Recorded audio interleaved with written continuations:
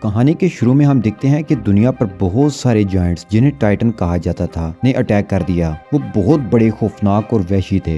उन्होंने सब कुछ तबाह करके रख दिया। वो इंसानों को भी खा जाते थे। उनकी तबाही की वजह से दुनिया से बहुत सारे इंसान खत्म हो गए और आबादी बहुत ही कम रह गई।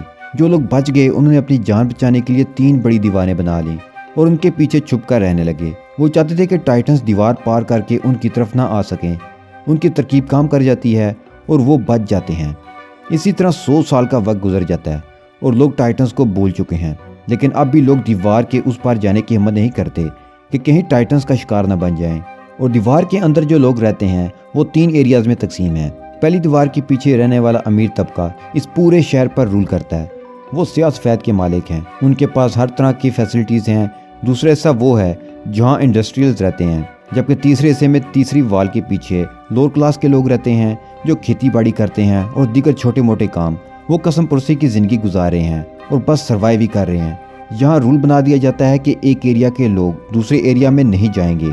तीसरे एरिया में एक एरन नाम का लड़का रहता है जो बहुत बहादुर है और बड़े बड़े सपने रखता है। यहाँ उसके फ्रेंड्स मिकासा और एरमन भी होते हैं। मिकासा और एरन को ढूंढते हुए उसके पास आते हैं।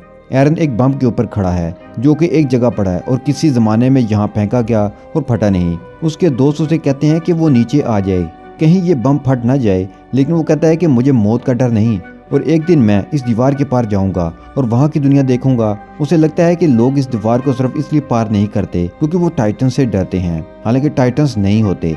ये लोगों ने सिर्फ बच्चों को डराने के लिए कहानियां बना रखी हैं। गवर्नमेंट उन्हें एक्सपेरिमेंट भी नहीं करने देती, ना कोई नई चीज़ ईजाद। एरमन काफ़ी टैलेंटेड होता है, वो नई चीज़ें ईजाद कर सकता था। अब वो प्लान बनाकर एक दिन उस दीवार के पास पहुंच जाते हैं। दीवार के पास हमेशा आर्मी पहरा देती है। वो उनसे बचते हुए दीवार के पास पहुंचकर बातें कर रहे होते हैं कि कुछ सोल्जर्स उन्हें देख लेते हैं। वो उन्हें पकड़ लेते हैं। सोल्जर्स के साथ उनकी बहस होती है और वो उन्हें मारने वाले होते हैं कि आर्मी कैप्टन आ जाता है। वो एरन को जानता होता है, इसलिए वो बच जाते हैं। वो उसे समझा रहा होता है कि आइंदा ऐसी हरकत मत करना। उनकी बात के दौरान ही ज़मीन ज़ोर से हिलने लगती है जैसे बहुत बड़ा अर्थक्वेक आ गया हो। वो देखते हैं कि बड़ी दीवार के पीछे एक जलता हुआ जायंट टाइटन होता है। वो बहुत ही खौफनाक दिख रहा था। इन लोगों ने पहले कभी टाइटन नहीं देखा था, इसलिए सब डर जाते हैं। वो खौफनाक जायंट टाइटन दीवार को पाँव से ठोकरें मारना शुरू कर देता है और दीवार में सुराख कर देता है। आर्मी ऑफिसर अपने सोल्जर्स को उन पर अटैक करने का कहता है, लेकिन इनको हथियार चलाने की इजाज़त नहीं थी। इसी तरह वो देखते हैं कि वो जायंट जलता हुआ टाइटन हवा में कहीं गायब हो गया है और उस सुराख से बहुत से टाइटन्स अंदर आना शुरू हो चुके हैं। वो इंसानों की तरह दिख रहे थे, लेकिन उनका साइज बहुत ही बड़ा था। वो इंसानों पर अटैक कर देते हैं।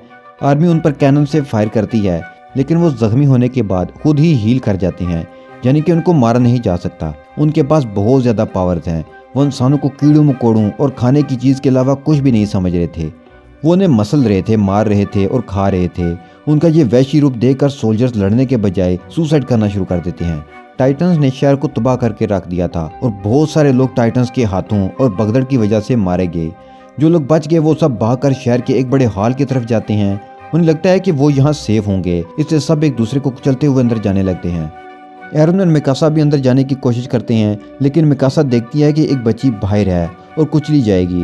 वो उसको बचाने लगती है, लेकिन एरन लोगों की भीड़ में घिसटता हुआ हॉल के अंदर चला जाता है और मिकासा बाहर रह जाती है। अब हॉल का दरवाज़ा बंद कर दिया जाता है।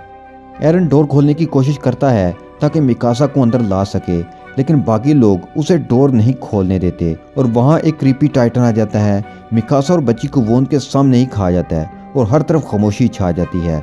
एरन किसी तरीके से हॉल से बाहर आता है। वो देखता है कि सभी टाइटन्स ने हॉल को घेर रखा है और वो हॉल की छत तोड़े हैं और छत तोड़कर वो लोगों को खाना शुरू कर देते हैं, जिसकी वजह से हॉल खून से भर जाता है और खून ऐसे बाहर आता है जैसे कोई नदी हो। अब 2 साल बाद का सीन दिखाया जाता है। हम देखते हैं कि एरिया 2 बिल्कुल सेफ था। उनकी दीवार ज़्यादा मजबूत थी, इसलिए इन पर हमला नहीं हुआ और सिर्फ एरिया 3 के गरीब लोग ही इस हमले का शिकार बने। एरिया 3 के सर्वाइवर्स भी यहाँ आकर बस गए थे। एरिया 3 में टाइटन्स अब भी मौजूद थे। वो उस होल से आ जा रहे थे। एरिया 2 में आबादी ज़्यादा हो गई थी, इसलिए यहाँ खुराक की कमी हो रही है, जिसकी वजह से लोग मरने लगे। अब लोगों को यही हल नजर आया कि वो अपने एरिया में जाकर टाइटन से मुकाबला करें और अपने एरिया से इनको निकाल कर वापस वहाँ रहने लगें। इसके लिए वो एक आर्मी बनाते हैं और 2 साल की सख्त ट्रेनिंग देते हैं। इस आर्मी को एरन और उसका फ्रेंड एरमन भी ज्वाइन करते हैं ताकि वो मिकासा का बदला ले सकें। एरन को ये गिल्ट भी था कि वो मिकासा को नहीं बचा सका। इस आर्मी को एक कमांडर लीड कर रहा था जिसका नाम कुबाल था।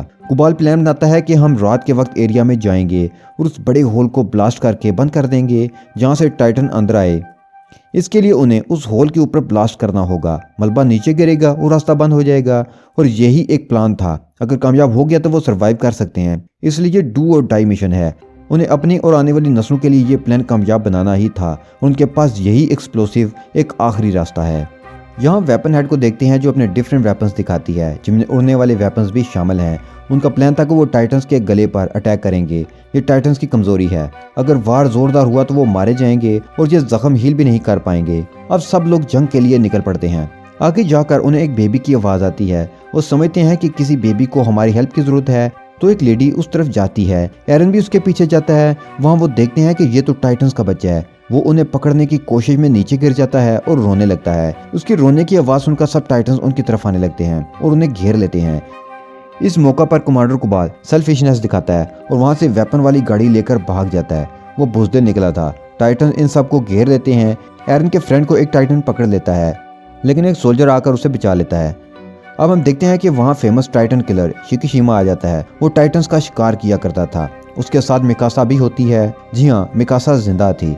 अब दोनों टाइटन से फाइट करने लगते हैं। मिकासा एरन को कोई भी फीलिंग नहीं दिखा रही थी, वो सिर्फ अपने बदले पर फोकस किए हुए थी। जब टाइटन मिकासा को खाने लगा था तो शिकिशिमा ने उसे बचाया और टाइटन से लड़ना सिखाया। शिकिशिमा एरन को टाइटन्स को मारने का सीक्रेट बताता है। वो कहता है कि अपने गुस्से को आज़ाद छोड़कर उन पर टूट पड़ो। हमारे दुश्मन टाइटन नहीं बल्कि हमारा डर है जो हमें छुपने पर मजबूर करता है।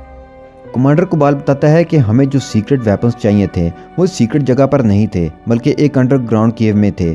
और मुझे पता चला था कि हमें कोई गद्दार है और वो वेपन चुरा सकता है, तो मुझे वहाँ से जाना पड़ा। अब वो वेपन लोड करना शुरू कर देते हैं, लेकिन इसी तरह यहाँ टाइटन आ जाते हैं और 2 लोगों को खा जाते हैं। कोई चोर वो वेपन्स लेकर भाग रहा था तो एक लेडी जिसके हस्बैंड को टाइटन ने खा लिया था वो इस चोर पर अटैक करके गाड़ी से बाहर फेंक देती है और खुद एक्सप्लोसिव वाली गाड़ी चलाने लगती है। वो एक्सप्लोसिव को आग लगाकर टाइटन्स के पास जाती है और गाड़ी उनसे टकरा देती है। यहाँ बहुत बड़ा ब्लास्ट देखते हैं, लेकिन टाइटन्स को कुछ भी नहीं हुआ था। अब ये वेपन्स उनकी आखिरी उम्मीद भी जा चुकी थी। इस सूरत-ए-हाल में सेल्फिश कुबाल एक बार फिर उन्हें छोड़कर चला जाता है। टाइटन्स ने उन्हें घेर लिया था। एरन भी हिम्मत हार जाता है, लेकिन फिर उसे शिकिशिमा की गुस्से वाली बात याद आती है तो वो टाइटन्स पर अटैक कर देता है और कुछ टाइटन्स को मार भी देता है। फाइट के दौरान उसका एक पाँव जख्मी हो जाता है। एक टाइटन एरन के फ्रेंड को पकड़ लेता है। एरन का पाँव जख्मी है इसलिए वो उठ नहीं पाता। वो हिम्मत हार रहा था, लेकिन वो फिर से हिम्मत जुटाता है और अपने दोस्त को ऐन उस वक्त बचा लेता है जब वो उसे बस खाने ही वाला था। उसका एक हाथ भी नहीं रहता। फिर वो टाइटन एरन को खा जाता है। एरन देखता है कि वो टाइटन के पेट में है और आहिस्ता आहिस्ता डाइजेस्ट हो रहा है। मिकासा इस टाइटन पर अटैक करती है, लेकिन वो भी जख्मी हो जाती है। उसकी व्हीकल ख़राब हो चुकी थी। अब टाइटन उसकी तरफ बढ़ने लगता है, लेकिन अचानक से उस टाइटन के पेट में हलचल होती है और उसके मुंह से एक बड़ा हाथ बाहर आता है और एक बहुत बड़ा सा जायंट बाहर निकलता है। वो जायंट बाकी टाइटन्स को मारने लगता है और फिर वो भी कमजोर होकर गिरने लगता है। सब देखते हैं कि ये तो एरन है। यहाँ शिकिशिमा कहता है कि उसकी नेक के पीछे का हिस्सा काट दो। वहाँ किसी को उसकी इस बात की समझ नहीं आती, लेकिन मिकासा आगे बढ़ती है और एरन जायंट के नेक का पीछे के हिस्सा काट देती है। इससे एरन बाहर निकलता है। उसका हाथ और पाँव बिल्कुल ठीक हो चुके हैं, वो रीग्रो कर चुके हैं। शिकिशिमा की स्माइल देखकर ऐसे लग रहा था जैसे उसे पहले से पता था कि ऐसा होने वाला है। मूवी के पार्ट 2 के शुरू में हम पास्ट का सीन देखते हैं जहां एरन के फादर एरन की बॉडी में एक वैक्सीन इंजेक्ट कर रहे होते हैं। कमांडर भी उनके साथ था। एरन की मां उन्हें ये करने से मना करती है, लेकिन वो कहते हैं कि फ्यूचर में ये वैक्सीन मेरे बच्चे की हेल्प करेगी ताकि वो लोगों की हेल्प कर सके। इसमें गवर्नमेंट के आदमी आ जाते हैं। एरन के फादर एरन और कमांडर को एक जगह छुपा देते हैं। उन्हें शक था कि एरन के फादर कुछ एक्सपेरिमेंट कर रहे हैं, जबकि आम आदमियों को कोई भी एक्सपेरिमेंट या इन्वेंशन करने की इजाज़त नहीं होती। इसलिए वो एरन के पेरेंट्स को पकड़ लेते हैं। इनमें कमांडर कुबाल भी शामिल था। जाते ही वो इनके सारे एक्सपेरिमेंट्स को जला देते हैं। कमांडर इसी वजह से एरन को पसंद करते थे। वो जानते थे कि एरन इस वैक्सीन की मदद से लोगों के काम आएगा। एरन की जब आंख खुलती है तो वो देखता है कि कुबाल ने उसे पकड़ रखा है, क्योंकि एरन कुबाल के लिए खतरा था। कुबाल का मानना था कि इंसानों को नए एक्सपेरिमेंट की कोई ज़रूरत नहीं, बल्कि इंसानों को डरते हुए इन दीवारों के पीछे ही ज़िंदगी गुजारनी चाहिए। लेकिन एरन ऐसा नहीं मानता था। एरन के फादर का फ्रेंड कमांडर जब एरन के हक में बोलता है तो कुबाल उसे शूट कर देता है। कमांडर मरते हुए एरन को राज की बात बताता है कि तुम्हारे पेरेंट्स का कातिल कुबाल ही है। इसी तरह वहाँ एक पावरफुल जायंट अटैक कर देता है। वो आते ही एरन को पकड़ता है। सब उस पर अटैक करते हैं, लेकिन वो जायंट किसी के काबू में नहीं आ रहा था। जब वो एरन के फ्रेंड को मारने की कोशिश करता है तो मिकासा उसे रोकने का कहती है, तो वो उसकी बात मान जाता है और रुक जाता है। ऐसा लगता है कि वो मिकासा की बात समझता है और फिर वो एरन को लेकर वहाँ से चला जाता है। हम देखते हैं कि कुबाल मारा जा चुका है। एरन तो जा चुका था, इसलिए उसके फ्रेंड्स को कुछ भी समझ नहीं आती कि अब वो क्या करें। एक फ्रेंड को याद आता है कि हमारे पास अब भी एक एक्सप्लोसिव है, लेकिन उसे रिकवर करने के लिए उन्हें एरिया 3 में एक जगह जाना होगा। वो वहीं चले जाते हैं। अब हम एरन को देखते हैं जो एक अजीब से रूम में था जहाँ शिकीशिमा भी था। वो एरन को बताता है कि ये टाइटन इंसानों के ही बनाए गए हैं, जिन्हें एरन के फादर ने ही बनाया था। उन्होंने ये सब आर्मी के लिए किया था, लेकिन उनका एक्सपेरिमेंट खतरनाक साबित हुआ और लोग तेजी से टाइटन बनने लगे और आगे भी बनते रहेंगे। ये टाइटन बहुत सख्त जान है और कुछ खाए पिए बगैर भी रह लेते हैं। उन्हें मारना मुमकिन नहीं। उनको मारने का तरीका एरन के फादर के पास था, जो कि उनके साथ ही चला गया। वो होते तो अपने एक्सपेरिमेंट जारी रखते तो शायद टाइटन्स को मारने का कोई सोल्यूशन निकाल लेते, लेकिन एरन के अंदर उन्होंने वो वैक्सीन डालकर उसे पावर्स दे दी थी, जिनकी मदद से वो टाइटन में किसी भी वक्त तब्दील हो सकता था और उनसे फाइट भी कर सकता था। शिकीशिमा बताता है कि वो गवर्नमेंट के खिलाफ है।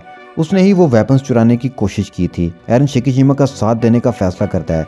एरन के फ्रेंड टाइटन्स की नज़रों से बचकर वो बम गाड़ी में लोड कर लेते हैं और वापस आने लगते हैं। रास्ते में शिकीशिमा उन्हें रोक लेता है। उन्हें प्लान बताता है कि हम इस बम को एरिया 2 पर फेंक कर उसे डिस्ट्रॉय कर देंगे, जिसके बाद लोगों को टाइटन से फाइट करनी ही होगी और जब टाइटन्स खत्म हो जाएंगे तो हम गवर्नमेंट को ही खत्म कर देंगे, क्योंकि हम इन खतरनाक हालात का सामना सिर्फ गवर्नमेंट की वजह से ही करे हैं।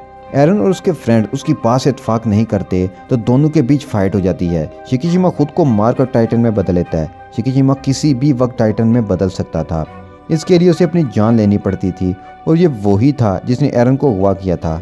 जब ये टाइटन बनते हैं तो इनकी बॉडी टाइटन के नेक के पिछले हिस्से को कंट्रोल करती है। ये टाइटन दूसरे टाइटन से कम लाइफ स्पैन के होते हैं, क्योंकि ये वैक्सीन से बने और दूसरे टाइटन वायरस से बने थे। एरन भी टाइटन बन जाता है। दोनों के बीच अब फाइट होती है। शिकीशिमा एरन को मारता है, लेकिन बाद में एरन शिकीशिमा को हरा देता है। एरन प्लान के मुताबिक बम दीवार के ऊपर ले जाता है, लेकिन यहाँ सब देखते हैं कि कुबाल दीवार के ऊपर खड़ा था। वो मरा नहीं था। वो चाहता था कि इंसान दीवार के पीछे ही छुप कर रहें। एक फीमेल सोल्जर कुबाल पर अटैक करके उसे गिरा देती है, लेकिन वो फायर वाला जायंट टाइटन बन जाता है और उन पर अटैक करने लगता है। यानी कहानी के शुरू में जो टाइटन हमने देखा था वो कुबाल ही था। शिकीशिमा सबके कहने पर उनकी मदद करने के लिए रेडी हो जाता है। वो बम जायंट के मुंह में घुसा देता है। बम फटता है और किंग जायंट के मलबे से वो होल भी बंद हो जाता है। सब खुश हो जाते हैं कि उन्होंने अपना टारगेट अचीव कर लिया। अब हम देखते हैं कि एरन और मिकासा दीवार के पार देखते हैं, जहाँ उन्हें समुंदर नजर आता है और उड़ते परिंदे। वो दोनों बहुत खुश हो जाते हैं। मूवी के एंड में हम देखते हैं कि जिस वाइट सी अजीब सी जगह में शिकीशिमा एरमन को लेकर गया था और उसे स्टोरी बता रहा था, वहाँ से आवाज़ आती है कि एक्सपेरिमेंट वाली जगह से 2 सब्जेक्ट्स बाहर आ चुके हैं। यानी कि एरन और मिकासा दीवार के बाहर आ चुके हैं और उन्हें कोई देख भी रहा है।